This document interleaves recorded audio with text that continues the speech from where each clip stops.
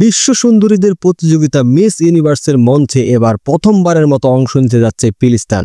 আর 2025 সালের এই আয়োজনে ফিলিস্তিনের প্রতিনিধি হিসেবে ইতিহাস গড়তে যাচ্ছেন খ্যাতিমান মডেল ও সমাজকর্মী দুবাই প্রবাসী নাদিয়া আইয়ুব।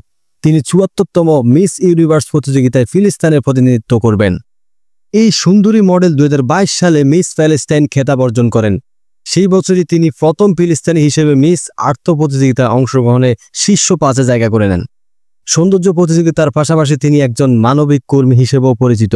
গাজায় চলমান মানবিক সংকটের কারণে তিনি আন্তর্জাতিক প্রতিযোগিতায় অংশ নেওয়া থেকে কিছুদিন বিরতি নেন। তবে সামাজিক যোগাযোগ মাধ্যমে তার দৃঢ় বক্তব্য ও কাজের মাধ্যমে তিনি ফিলিস্তিনের জনগণের দুঃখ দুর্দশা এবং ঘুরে দাঁড়ানোর অদম্য চেতনার কথা তুলে ধরেন।